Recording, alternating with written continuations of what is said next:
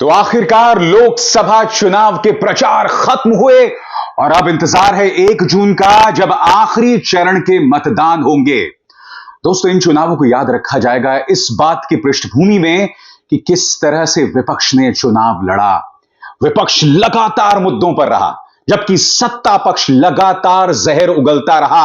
आज भी, जी हां, आज भी प्रधानमंत्री नरेंद्र मोदी विपक्ष को धमका रहे थे और उस धमकाने के मायने किसी को नहीं समझ आ रहे हैं। दोस्तों, उन्होंने क्या कहा कुछ देर बाद, मगर राहुल गांधी मुद्दे पर बने हुए हैं, तेजस्वी यादव मुद्दे पर बने हुए हैं, अखिलेश यादव मुद्दे पर बने हुए हैं। आपके स्क्रीन पर तेजस्वी यादव, यह व्यक्ति, इसकी कमर टूटी हुई है। दोस्तों, वो लोगों से जाकर रूबरू हुआ और कहा कि मुझे दर्द है, मगर आप लोगों का दर्द, जिनके पास रोजगार नहीं है, मेरे दर्द से कहीं ज्यादा है। तेजस्वी ने क्या कहा, किस तरह से अखिलेश यादव ने व्यंग के सहारे भारतीय जनता पार्टी पर हमला बोला, यह तमाम भाषण और उसी तरह से मैं आपको बताऊंगा आज प्रियंका गांधी वाड्रा का रोड शो। अगर शुरुआत करेंगे राहुल गांधी के साथ। राहुल गांधी ये कहते हैं कि ये लोग मुझे खत्म कर देना चाहते थे, इन्होंने मेरा घर तक मुझसे छीन लिया, मगर मैं लोगों के दिलों में रहता हूं, मुझे किसी बात का डर नहीं है। देखिए किस तरह से सीधा और करारा प्रहार किया उन्होंने प्रधानमंत्री नरेंद्र मोदी पर। भाई और बहनों, उड़ीसा में बीजेपी है और बीजेडी है, ये दोनों मिली हुई पार्टियां हैं, ये दोनों एक जैसी हैं। इनकी यहां पे पार्टनरशिप है, पान वाली पार्टनरशिप है उड़ीसा में। सोच एक ही है। मैं आपसे सवाल पूछना चाहता हूं, मैं बीजेपी के खिलाफ लड़ता हूं, मेरे खिलाफ बीजेपी ने 24 केस किए हैं, डिफेमेशन के केस, क्रिमिनल केस, 2 साल की जेल करवा दी, मेरी लोकसभा की सदस्यता ले गए, 50 घंटे मेरा ईडी ने इन्वेस्टिगेशन किया, इंटेरोगेशन किया, मेरा घर उठा के ले गए। जब ये मेरा घर ले गए, मैंने इनको चाबी दी और इनसे कहा, ये जो तुम्हारा घर है सरकारी घर है, मुझे नहीं चाहिए। मेरे हिंदुस्तान में करोड़ों घर हैं, उड़ीसा के जनता के दिल में मेरा घर है, बाकी देश, बाकी प्रदेशों के लोगों के दिल में मेरा घर है। तुम्हारा घर नहीं चाहिए, ले लो, उठा के ले लो। तो दोस्तों, जैसे कि मैंने कहा, चाहे राहुल गांधी हो, चाहे प्रियंका गांधी वाड्रा हो, तेजस्वी या अखिलेश मुद्दे पर बने हुए हैं, मगर एक बात जो बिल्कुल भी समझ नहीं आ रही कि प्रधानमंत्री नरेंद्र मोदी इस कदर बौखला क्यों रहे और आज भी आखिरी चरण में, आज भी आखिरी चरण की कैंपेनिंग में प्रधानमंत्री नरेंद्र मोदी कुछ अजीबोगरीब बातें कर रहे हैं। और मैं चाहूंगा उसे आप सुने। सबसे पहले इस बयान पर गौर करें। वो कह रहे हैं कि 4 जून के बाद अगले 6 महीने एक भूचाल आने वाला है। मैं आपसे एक सवाल पूछना चाहता हूं, नरेंद्र मोदी देश के प्रधानमंत्री हैं ना, क्या भूचाल से किसी भी देश का भला हुआ है? भूचाल तो सिर्फ तबाही लाता है ना। तो प्रधानमंत्री, मैं आपसे पूछना चाहता हूं, आप इस तरह की उपमा, इस तरह के अलंकारों का इस्तेमाल क्यों करते हैं? अरे भाई, आप यह भी कह सकते हैं बाहर आएगी, आप और भी बहुत कुछ कह सकते हैं, भूचाल आएगा। और यही नहीं, मंच पर खड़े होकर प्रधानमंत्री कह रहे हैं कि मेरा मुंह मत खुलवाओ, तुम्हारे 7 पीढ़ी को मैं एक्सपोज कर दूंगा। प्रधानमंत्री, आप 10 साल सत्ता में थे, आपको रोका किसने था? क्यों प्रधानमंत्री इस तरह की बातें कर रहे हैं? सुनिए उन्होंने क्या कहा। मैं चुप बैठा हूं, इसका मतलब यह समझिए, गलती मत कीजिए मोदी को समझने की। अगर मोदी जिस दिन मुंह खोलेगा, तुम्हारी 7 पीढ़ी के पाप निकाल करके रख दूंगा। मगर जैसा कि मैंने बताया दोस्तों, विपक्ष लगातार मुद्दों पर बना हुआ है। प्रधानमंत्री ने कल ही कहा था कि महात्मा गांधी को 1982 से पहले कोई नहीं जानता था। जब 1982 में फिल्म रिलीज हुई थी गांधी, राहुल गांधी ने इस मुद्दे पर उन्हें घेरा और किस अंदाज में घेरा, मैं चाहूंगा आप देखें। शाखाओं में जिनकी वर्ल्ड व्यू बनती है, वो गांधी जी को नहीं समझ सकते, वो गोडसे को समझते हैं, गोडसे के रास्ते को अपनाते हैं। गांधी जी पूरी दुनिया के लिए एक इंस्पिरेशन थे। Martin Luther king junior, Nelson Mandela, Albert Einstein, ये सब लोग गांधी से इंस्पायर हुए। हिंदुस्तान में करोड़ों लोग गांधी का रास्ता अपनाते हैं, अहिंसा और सत्य के रास्ते पे चलते हैं। लड़ाई सत्य और असत्य के बीच में है, हिंसा और अहिंसा के बीच में है। हिंसा के लोग, असत्य के लोग ना अहिंसा को समझ सकते हैं, ना सत्य को समझते हैं। धन्यवाद। और जैसे मैंने बताया दोस्तों, सिर्फ राहुल गांधी नहीं, विपक्ष मुद्दे पर बना हुआ है। अब मैं आपको लेकर चलना चाहूंगा तेजस्वी की एक रैली में। बंदा दर्द से कराह रहा है, मगर वो कह रहा है कि मेरा दर्द आपके दर्द के सामने कुछ नहीं है। इस रैली में तेजस्वी यादव सिर्फ 5 मिनट के लिए बोले, मगर मैं चाहूंगा आप सुने तेजस्वी यादव ने किस तरह से अपनी बात रखी। भीड़ में जबरदस्त प्रतिक्रिया थी। तेजस्वी यादव जहां जा रहे हैं, भीड़ उन्हें प्रतिक्रिया दे रही है, मगर क्या ये वोट में तब्दील होंगे, हमें देखना यह होगा दोस्तों। सुनिए तेजस्वी किस तरह से अपनी बात रख रहे थे। ज्यादा समय हम नहीं लेंगे। आज 8 जगह कार्यक्रम है। हमारे हड्डी में चोट है और बुखार भी है, लेकिन जब देश का संविधान लोकतंत्र खतरे में है तो चाहे कुछ हो जाए, अपने देश के लोकतंत्र संविधान को बचाने के लिए जो कुर्बानी देनी होगी हम लोग देने का काम करेंगे। लेकिन जो मेरा दर्द आप लोगों के दर्द के आगे कुछ नहीं है। जो बेरोजगारी का दर्द है, गरीबी का दर्द है, महंगाई का दर्द है, वो बड़ा दर्द है। आज आप लोगों से कह रहे हैं कि सुरेंद्र जी हम लोगों के प्रत्याशी हैं। एक एक वोट लालटेन पर बटन दबा करके भारी बहुमत से सुरेंद्र जी को जिताने का काम कीजिए। तो हाथ उठा के बताइए, जिताइएगा ना? तो मिजाज रखिए टनाटन टनाटन टनाटन। नौकरी मिलेगा फटाफट फटाफट फटाफट, और बहिन लोग के खाता में लाख रुपए जाए खटाखट खटाखट खटाखट। अब भाजपा हो जाए सफाचट सफाचट सफाचट। देखिए हम इतना कहेंगे, हमने 17 महीने में 5 लाख नौकरी दिया, 3 लाख नौकरी प्रक्रियाधीन कराया, 4.5 लाख नियोजित शिक्षकों को राजकीय कर्मी का दर्जा दिया, स्वयं सहायक समूह के मानदेय को बढ़ाया, आरक्षण पिछड़ों का, अति पिछड़ों का, दलित आदिवासियों का 75% हमने किया, जाति आधारित गणना कराई। आज हम आप लोगों से कहने आए हैं, सुभाष चंद्र बोस ने कहा था तुम हमें खून दो मैं तुम्हें आजादी दूंगा। आज तेजस्वी कुत्ता के लोगों से कहता है तुम मुझे वोट दो मैं तुम्हें नौकरी दूंगा। इसलिए आप सब लोग एकजुट रहिए, एकजुट होकर के इस बार जहानाबाद में परिवर्तन लाना जरूरी है। तो साथ मिलेगा ना तेजस्वी का? साथ दीजिएगा ना तेजस्वी को?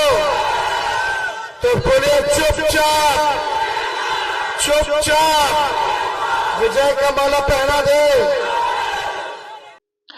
आज राहुल गांधी दोस्तों मौजूद थे उड़ीसा में, और इस मौके पर उन्होंने संबित पात्रा को भी घेरा, जिन्होंने यह कहा था कि लॉर्ड जगन्नाथ मोदी के भक्त हैं। किस तरह से राहुल गांधी ने संबित पात्रा को घेरा, ये सुनते हैं। बीजेपी के नेता ने कहा है और उड़ीसा के हर व्यक्ति का अपमान किया है। नरेंद्र मोदी जी कहते हैं मैं भगवान का काम करता हूं, और उनके नेता कहते हैं कि जगन्नाथ जी मोदी जी के भक्त हैं। आप सोचिए इनके दिमाग में कितना अहंकार आ गया है। राहुल गांधी ने यह भी कहा कि जब हम सत्ता में आएंगे तो गरीबों के लिए हम कई योजनाएं ला रहे हैं, और मीडिया अभी से कह रहा है कि यह व्यावहारिक नहीं है। राहुल गांधी ये सवाल उठा रहे हैं, दोहरे मापदंड क्यों? क्योंकि जब धन्ना सेठों का पैसा माफ किया जाता है तब यह मीडिया कुछ क्यों नहीं कहता?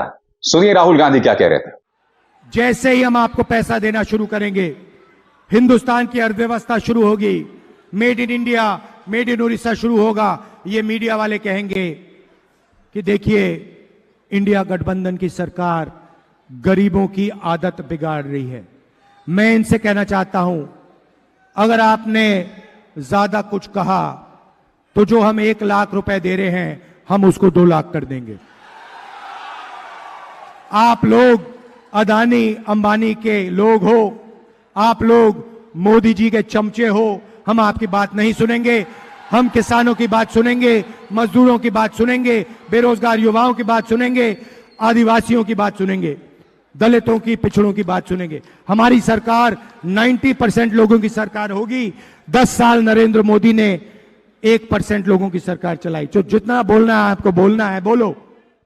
तो जैसा मैंने आपको बताया दोस्तों, आज के दिन तमाम नेता जो हैं विपक्ष के, वो मैदान में दिखाई दिए। आप देख सकते हैं प्रियंका गांधी वाड्रा शिमला के प्रसिद्ध जाकू मंदिर पहुंची।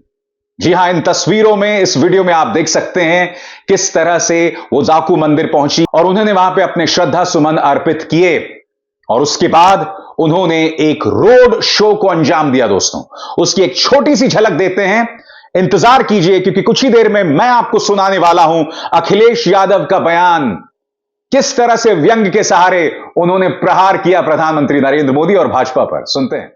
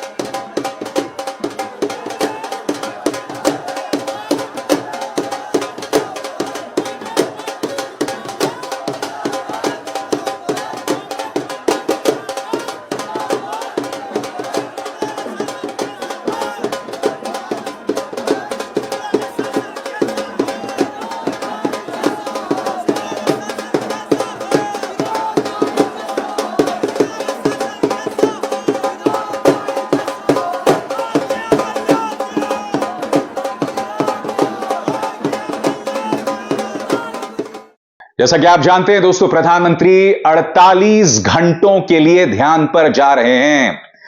अखिलेश यादव ने इस पर करारा तंज कसा। वो लगातार मुद्दों पर भी थे।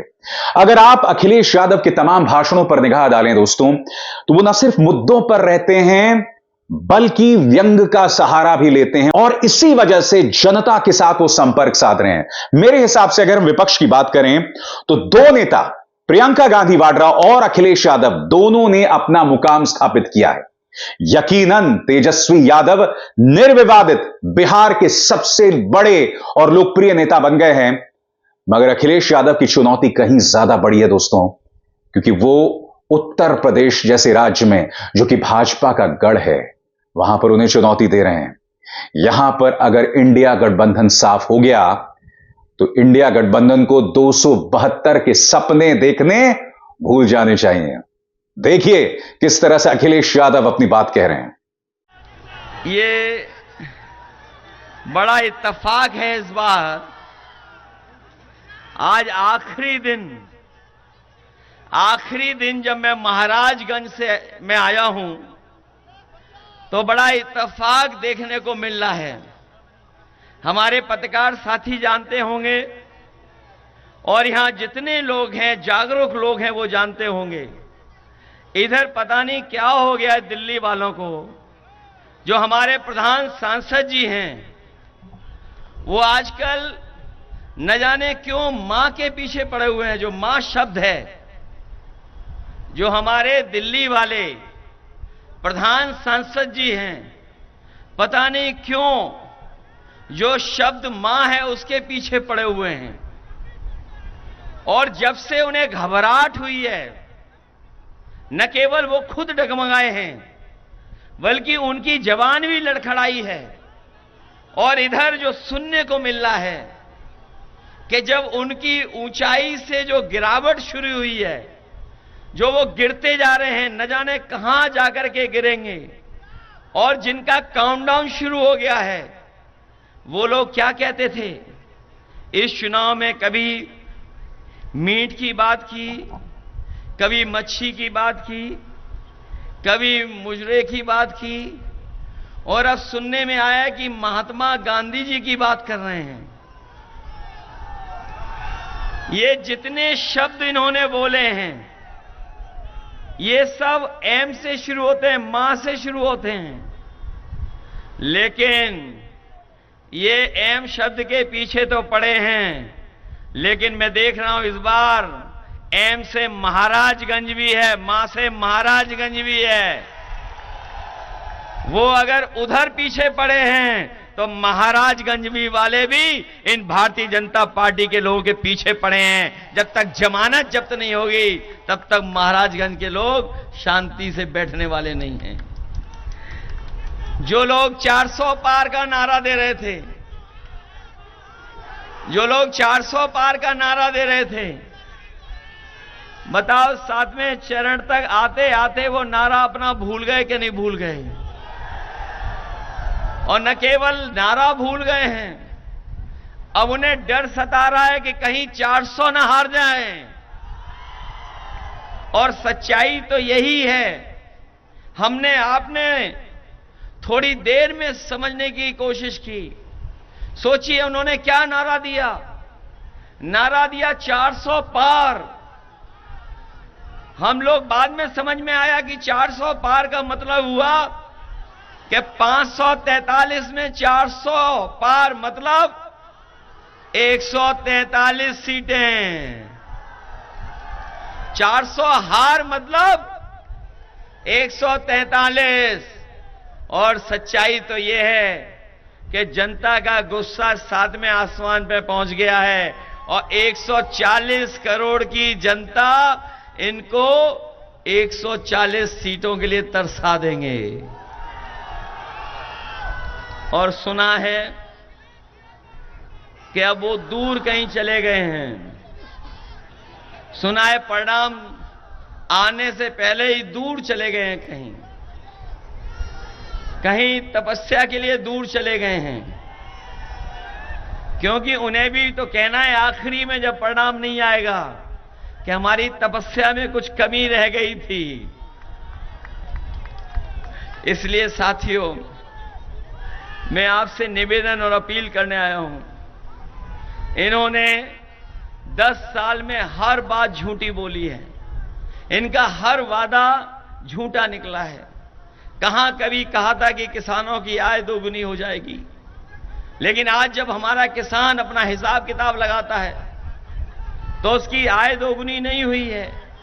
जो लागत बढ़ी है उसके कारण आज हमारा किसान संकट में चला गया।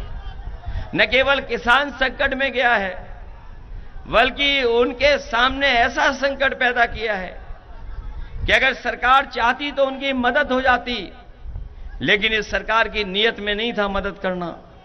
इन्होंने जब कर्ज माफ करने का फैसला लिया तो बड़े बड़े उद्योगपतियों के लिए नियम बनाया, और नियम यह बनाया कि 5 करोड़ से ऊपर जिनका कर्ज है उन्हीं का कर्ज माफ होगा। हमारा किसान, हमारा गरीब, हमारे गांव में रहने वाले लोगों का तो कर्ज हजारों या लाखों में है। इन्होंने ऐसा नियम बना करके हमारे गरीबों किसानों को धोखा देने का काम किया।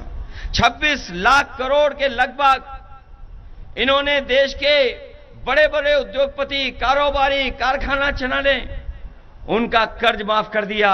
लेकिन आज महाराजगंज में हम लोग भरोसा दिला के जा रहे हैं कि अपने किसान भाइयों को भरोसा दिला के जा रहे हैं कि 4 जून के बाद जब सरकार बनेगी तो अपने किसानों का और गरीबों का पूरा कर्ज माफ होगा। और जिस दिन परिणाम आ रहा है आप जानते होंगे, 4 जून को मंगल है और मंगल ही हो जाएगा उस दिन। 4 जून को है कौन सा मंगल है कि नहीं है? मंगल होने जा रहा है। और जिन्होंने कहा था कि अच्छे दिन लाएंगे, वो अच्छे दिन तो नहीं ला पाए हैं, लेकिन 4 जून को जब हारेंगे तो देश के सुनहरे दिन होंगे, हमारे आपके खुशियों के दिन होंगे। और 4 जून को न केवल सरकार बदलेगी, बल्कि बीजेपी के मित्र मंडली बदलेगी। 4 जून को मंगल के दिन न केवल मंत्रिमंडली बदलेगी, मंत्रिमंडल बदलेगा और मीडिया मंडल भी बदल जाएगा। और मीडिया वालों के लिए भी 4 जून खुशखबरी वाला दिन है। इनके लिए भी आजादी का दिन है। उस दिन ये भी आजादी मनाएंगे। बताओ आप लोग आजादी मनाओगे कि नहीं मनाओगे? चेहरे से तो लग रहा है कि अभी से ही ये खुशी मनाने लगे हैं। सावधान हो कि नहीं हो आप लोग? मैं आपसे सावधान भी करने आया हूं, वहीं आपको याद दिलाने आया हूं। बताओ बोरी की चोरी हो गई कि नहीं हो गई? पहले 5 किलो की हुई, फिर 5 किलो की हुई। बताओ खाद की बोरी से कितनी चोरी हो गई? 10 किलो की चोरी हुई कि नहीं हुई? कभी कभी मैं सोचता हूं ये बोरी की चोरी कहां से सीखे हैं।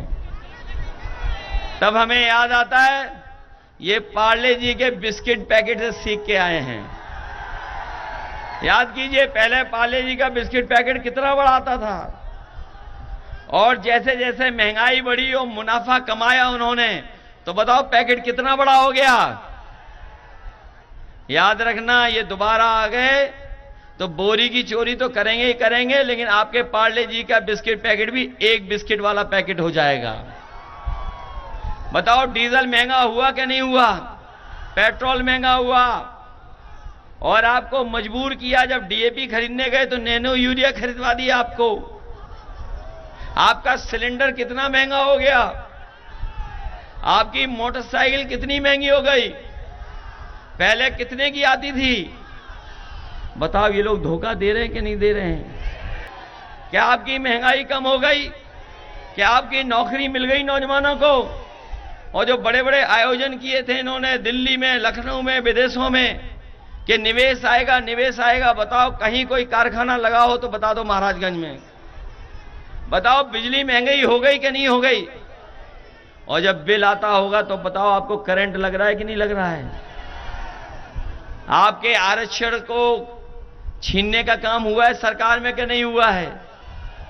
कहने को तो ये है डबल इंजन वाले, डबल इंजन सरकार, लेकिन महाराजगंज का भी इंजन अगर जोड़ दें तो बताओ ये महाराजगंज आते आते हाफने क्यों लगता है? ये बताओ हमें भाई। कहते हैं डबल इंजन की सरकार है। कितने इंजन की सरकार? डबल इंजन की। एक बगल का इंजन और एक दिल्ली वाले इंजन, और यहां का भी इंजन थोड़ा बहुत जोड़ दो तो बताओ ये हाफने क्यों लगते हैं महाराजगंज आते आते? इसलिए आप सबसे हम निवेदन करने आए हैं। आज चुनाव का आखिरी दिन है। आज के बाद कोई प्रचार करने नहीं आ रहा है। जो बीजेपी वालों का प्रचार भी हो रहा था, वो टेंट तो बड़ा लगा रहे लेकिन लोग नहीं आ रहे उसमें। आपको पता होगा ये बात, बड़े बड़े टेंट लगा लिए, और जब सीटें भरनी होती हैं तो सरकारी कर्मचारी और खाकी पहने वालों को प्राइवेट ड्रेस पहना के बैठा देते हैं उन पे। और इन्होंने कितना पैसा वसूला इलेक्टोरल नाम से, इलेक्टोरल बॉन्ड से पैसा वसूला, किसी को नहीं छोड़ा इन्होंने। वैक्सीन की कंपनी से भी वसूल लिया पैसा। इसलिए साथियों, ये चुनाव हमारा आपका तो है ही है चुनाव, लेकिन ये चुनाव आने वाली पीढ़ी के भविष्य का भी चुनाव है। तो चुनाव प्रचार खत्म हो गया दोस्तों। अब इंतजार हमें 1 जून का है, जब आखिरी चरण में मतदान होगा और उस शाम तमाम न्यूज चैनल्स पर एग्जिट पोल आएगा, यानी कि चुनावों के बाद किस पॉलिटिकल पार्टी को कितनी सीटें मिलेंगी। आप जानते हैं दोस्तों, एग्जिट पोल्स में मेरा कोई बहुत ज्यादा विश्वास नहीं है। मैं इंतजार करूंगा 4 जून को, क्योंकि 4 जून को नतीजे जो भी आए दोस्तों, देश का भविष्य उस 4 जून के नतीजे पर निर्भर करेगा। हमें इंतजार करना पड़ेगा, और लोकतंत्र मजबूत होगा या नहीं, 4 जून के नतीजे बताएंगे। अभिसार शर्मा को दीजिए इजाजत। नमस्कार। स्वतंत्र और आजाद पत्रकारिता का समर्थन कीजिए, सच में मेरा साथी बनिए। बहुत आसान है दोस्तों, इस ज्वाइन बटन को दबाइए और आपके सामने आएंगे ये 3 विकल्प, इनमें से एक चुनिए और सच के इस सफर में मेरा साथी बनिए।